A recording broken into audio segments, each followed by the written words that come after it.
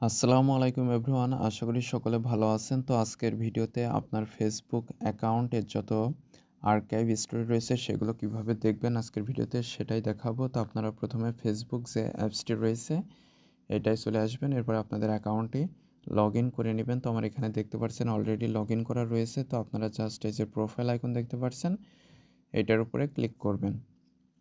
Click করার পরে এখানে আপনারা স্ক্রল ডাউন করে একটু নিচে আসলে সেটিংস অ্যান্ড প্রাইভেসি নামে একটা অপশন পেয়ে যাবেন।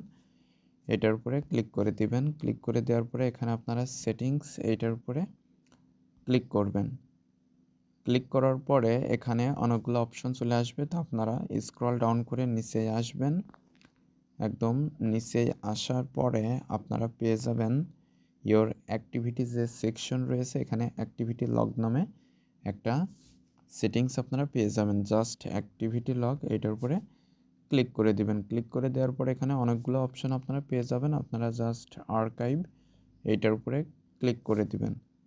ক্লিক করে দেওয়ার পরে এখানে আপনারা স্টোরি আর্কাইভ নামে একটা সেটিংস পেয়ে যাচ্ছেন। এইটার উপরে ক্লিক করে দিবেন। ক্লিক করে দিলে আপনাদের ফেসবুক অ্যাকাউন্টে যতগুলো স্টোরি আর্কাইভ রয়েছে সকল স্টোরি এখানে লিস্ট আকারে আপনারা দেখতে পারবেন। তো আমার যেহেতু ডিসেম্বর 18-এ একটা যুক্ত করা ছিল, তারপরে আর কোনো স্টোরি যুক্ত করা হয় নাই। তো জাস্ট এই একটাই আর্কাইভ হিসেবে রয়েছে। তো আশা করি মূল বিষয়টা বুঝতে পেরেছেন। তো আজকে পর্যন্তই। ধন্যবাদ সবাইকে।